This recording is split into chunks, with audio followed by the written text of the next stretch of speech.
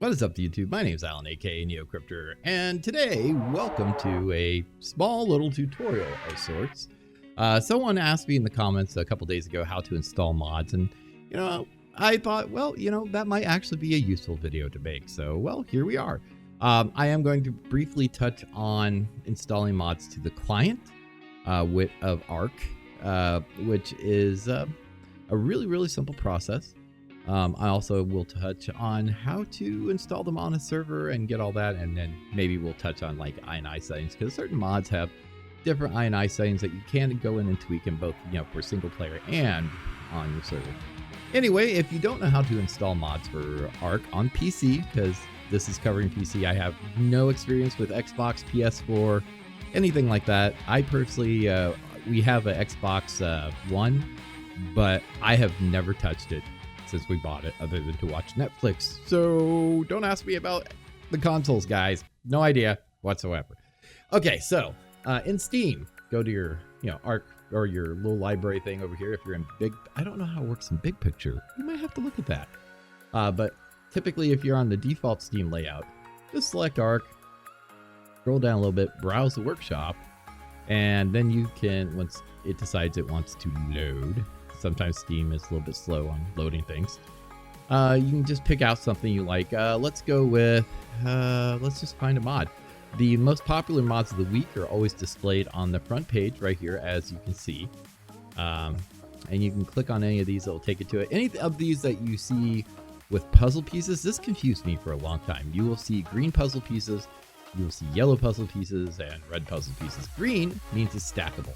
Stackable means you can put it in any of the load order, or any load order, any position, which we will cover in a little bit, in the mod list that you would like. Yellow means that it might overwrite some core files, but for the most part, it is probably still stackable. And then red means it is not stackable, that this mod has to be first in the load order. Let's see. Okay, well, actually, I may be wrong on that. They may have changed this, because this one looks like it overwrites core files for Pegos. Protect your valuables from thieving claws. Ooh, anti-theft backpack. Actually, I haven't seen this mod. This is going to be cool. We'll use it for the example for now. So, you find a mod you like this anti-theft backpack. Just click subscribe, and then Steam, as you can see down here, will start downloading. If we click on downloading, boom, it's updating workshop content. Pretty simple, pretty straightforward. Let's take a look at this real quick. Protect your valuables. This mod overwrites files for Pego and Ichthyornis. Please do not use with any other mods that overwrite these files. Okay, so this is a semi-stackable mod.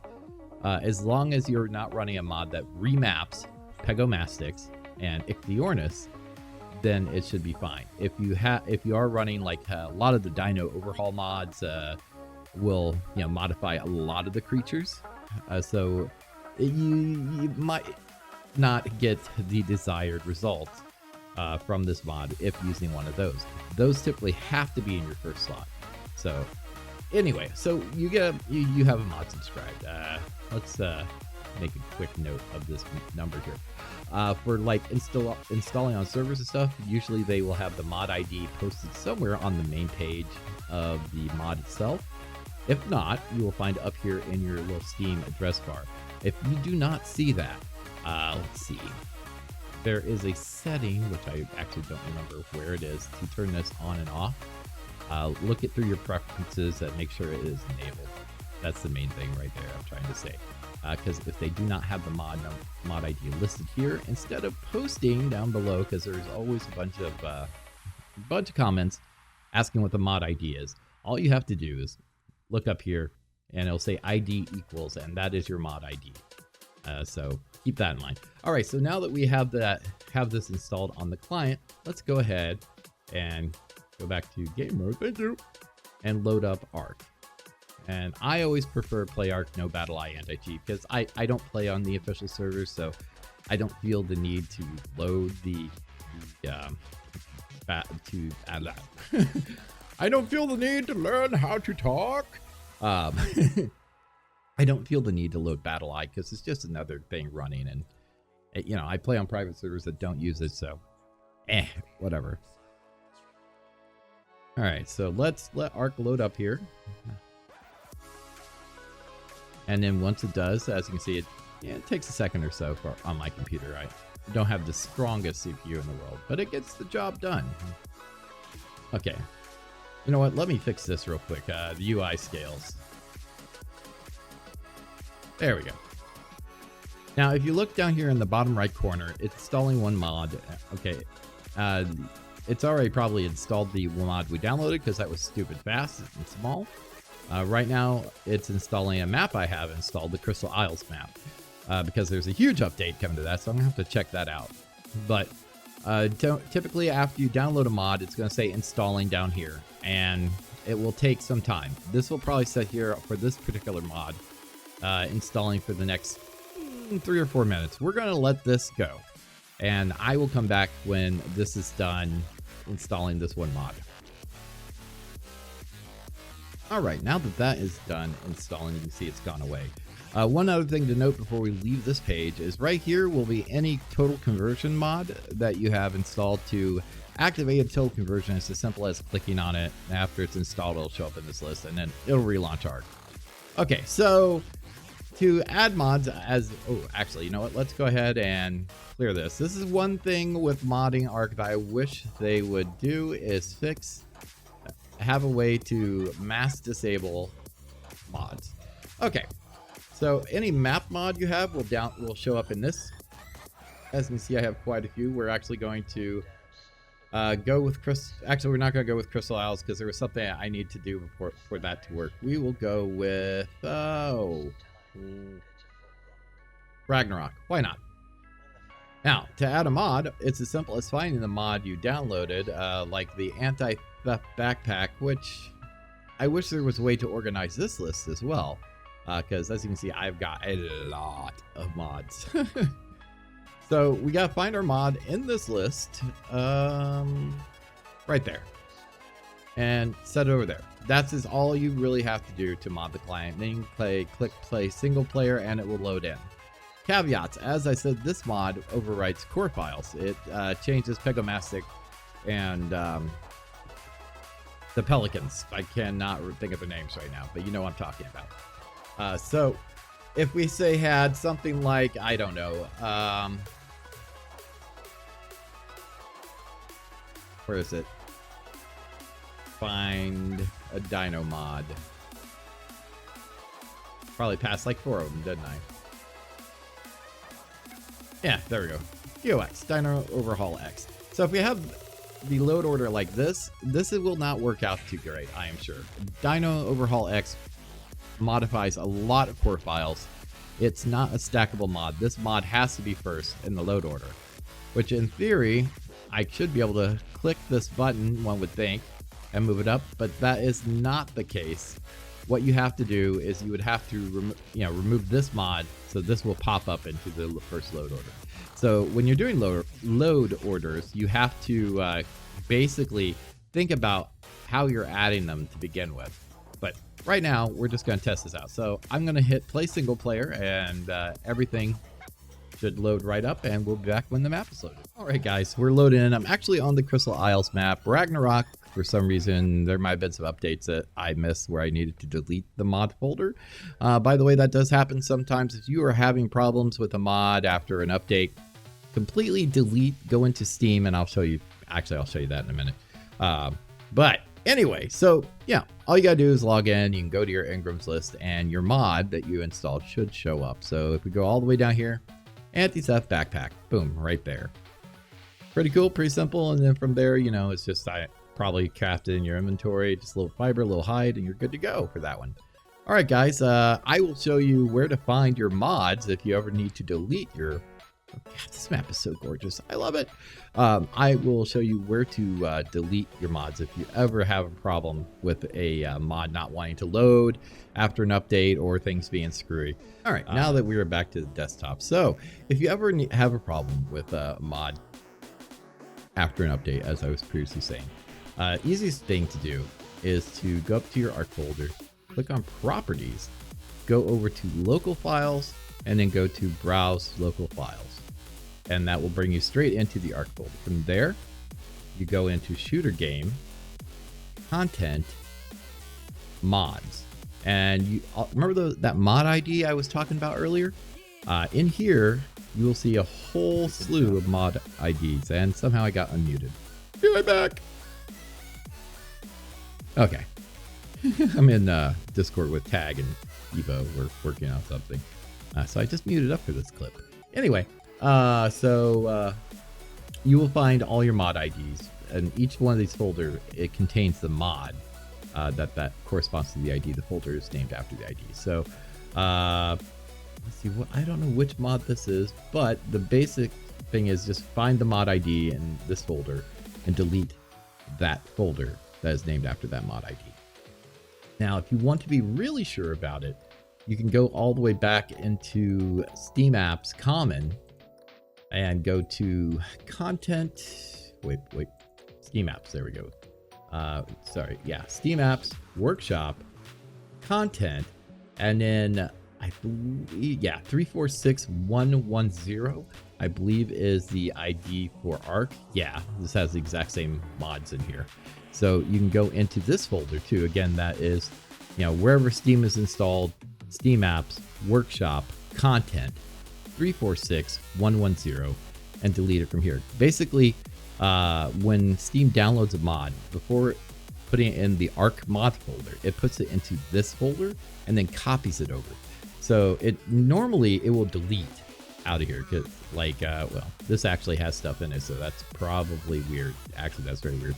But normally after it copies the file over from here to the mods folder in Ark, it deletes the things out of the folders here. At least from my experience. But so again, if you're really having problems, maybe it's not copying right, or the Steam downloaded is bad, you can come into this folder again, find the mod ID, delete that folder, and then Steam will re-download it. Okay, so the next bit, let's talk about setting up mods on a server. Okay, so if you're running a home server, there is an app or a program that I highly, highly, highly recommend, because it is a lot easier than setting up a server from scratch just using the dedicated server that comes with Ark, or you can download through Steam. There is this little guy right here, which will load. I guess we'll run it as admin. Thank you. Called Ark Server Manager. Ark Server Manager is an amazing tool. Very useful, even for if you're running on a host provider. It is an amazing tool, and I will tell you why. All this stuff right here that you see, this is all your INI settings and all the various settings for a server that you could ever want. So, we have the server name, we have, the ports, all that, under administration, and mod IDs. So with the server, you have to enter in the mod IDs. You can't just say we want this mod and be done with it. It's not as simple as it is through Steam, obviously. So what you have to do is you have to go through, let's open up, yeah, there we go. Let's go back to the workshop. Let's find a couple of mods here. Let's say Dino Overhaul X. Okay.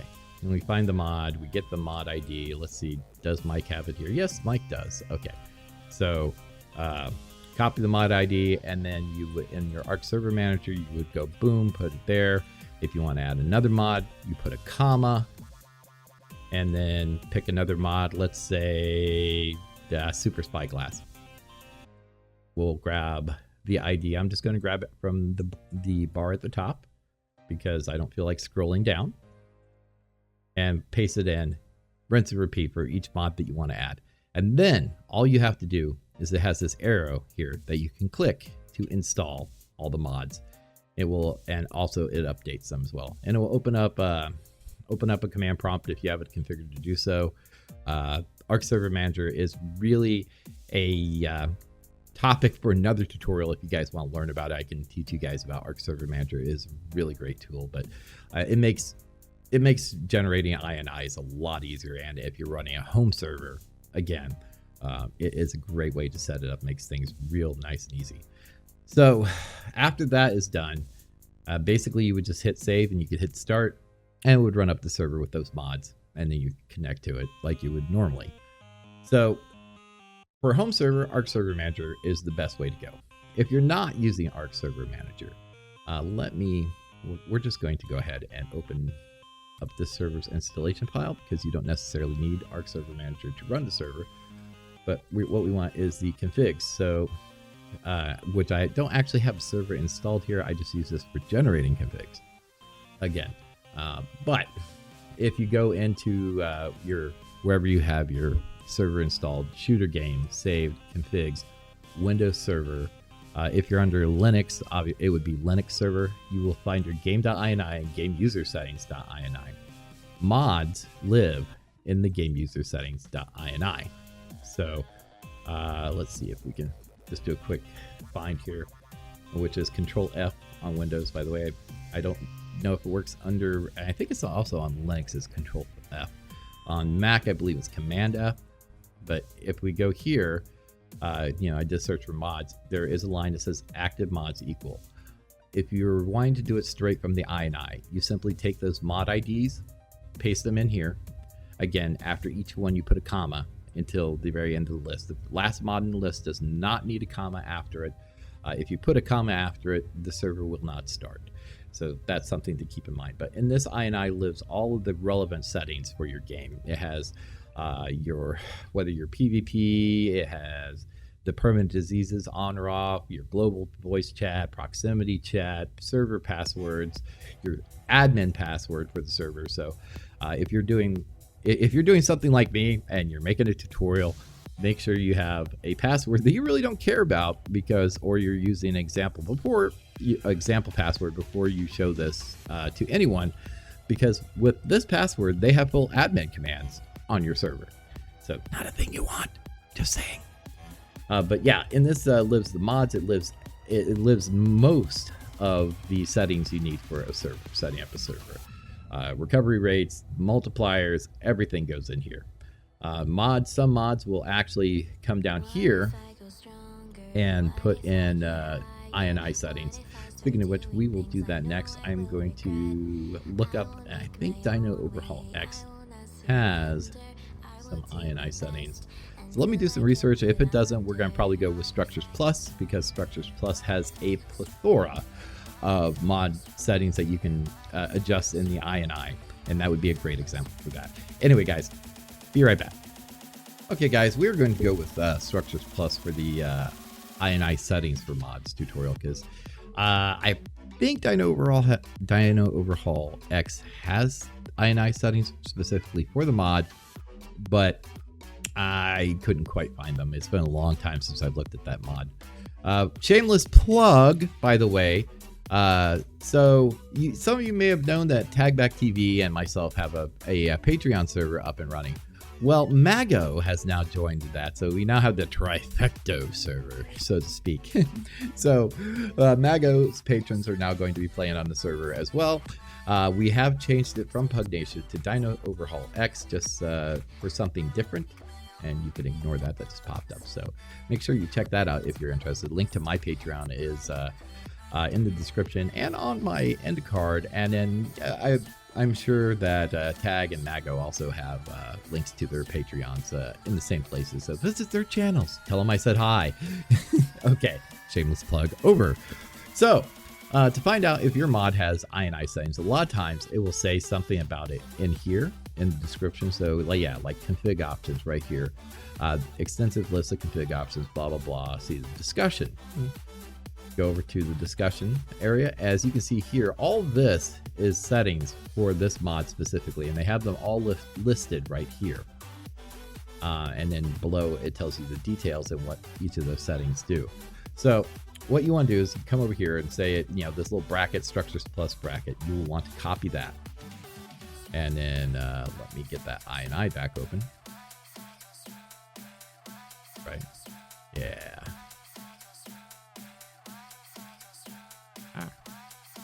Get to the right folder here, back where we were, Windows Server, game user settings.ini. All right, we'll close this down. So after you get that little bracket, or that little bracket copy that says Structures Plus, you just come down here anywhere, typically at the end of your file here, add that in. That says, hey, game, these are settings for this mod. And we want you to pay attention to these settings. And then you can go through this list. You do not need every single thing in this list unless you want to modify every single thing in this list on your server specifically. So like we'll take the no foundations required. We'll copy that whole line and stick that in. By default, it is set to false. I'm going to set it true, which means if you're running S Plus and you turn off foundation support, you can have floating structures. So you can build a castle in the sky if you so choose. Disable pickups, you can turn that on or off. Basically, you can go through here and mix and match all the settings you want. Like one that I particularly like is the slot counts. So like the default for say the forge, the S Plus forge is 50. You can increase that or lower it depending on, you know, how much inventory you want it to have. Those are great, but there is set a multitude of settings. You know, pull resource list order, so you can reorder when you click on pull resources, that list pops up. You can reorder that list. You can change, I think, crafting speed on some of the things too. Let's do a quick search here. Again, even in Steam, it is Control F, blah blah blah. Learning to talk. Yeah, so you can do that, and it will, if you know kind of what you're looking for a INI setting, you can highlight it. So, you know, we have the S Plus crafting station slot count right there. That's not what we're looking for. But beer barrel crafting speed, campfire crafting speed, all of those right there, you can set independently as well. You can increase it, you can lower it, depending on what you're going for your specific server. And again, all you would have to do is find, say we want the fridge crafting speed. And yes, fridges do count as crafting speed because, well, you can make jerky and stuff in them. So you can just take that in there and say we want this to be a lot faster. We could set it to 5, so it's 5 times the normal speed. Or if you're insane, we can set it to 500, which would make it probably pretty much instantaneous jerky. Bam, done. And then all you have to do is after you get the settings that you want for your specific INI, all you have to do is save your game user settings, and you're done. Just start your server. Everything should change. And yeah, that's really it, guys. Now, a note. Let me log in to one of my hosting providers, I'm going to do that off camera real quick, and I'll show you a few things around there because I don't want you guys to see the server passwords for obvious reasons. So let me go make a couple of fake server passwords, and I will be right back. Okay, guys, so we're in the back end of Host Havoc on the GE Survival Plus server that I run. Back here, you can go into your configuration files, and this is similar, I believe, on most hosting providers. Nintrado is a little bit different than most of them. That would be another tutorial, but I don't currently have a server through Nintrado at the moment. So that might be changing shortly. Dun, dun, dun. Host Havoc is who I personally use for all of the servers that I host because their service is decent, is probably not the absolute best creme de la creme, but they are very good, and they're really low cost. I get 35 slots for $17 a month, and that's pretty darn good if you ask me. Anyway, so you go into and no, they didn't pay me to say that, just as an FYI. I've just been with them for a long time and I really enjoy them. So yeah, on your control panel, you go into configuration files, and then you can go into the game.ini or gameuser.ini where the mods live, and boom, you have it. You can install your mods here just like you could with the other INI that I showed you. And yeah, and then over here, they also have a configuration editor, which does basically the same thing. On here, there is only one mod installed, so mod IDs right there. Is Survival Plus. That is the only mod on the server because Survival Plus is really a total conversion that looks like a mod. So it won't work with any other mods, basically. Kind of messes with it. So, there you go.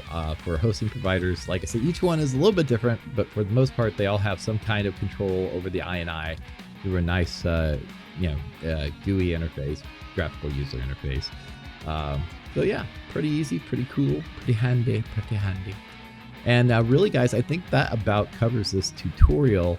I hope somebody will find this useful. And if so, let me know in the comments down below. And if this is the first time you've seen my channel and you're just coming here for this tutorial, take a look around at some of the other videos, the gameplay videos, the Let's Plays. I have some older tutorials on Open Broadcaster software, which is what I use to record pretty much everything. So you might look at those. I am going to have some newer ones coming up because OBS has changed a lot over the couple of years since I made those past tutorials, though a lot of the content in them is still relevant. So if you're interested in that, take a look. And yeah, subscribe and hit that bell icon, guys, for videos delivered to you directly pretty much every day, with an exception here and there, because I am a family guy. So there's things happening all the time around here that I have to take care of. So I might miss a video once in a while. Anyway, guys, I hope you enjoyed. Until next time, this is Neo, and I'll see you in game. Bye.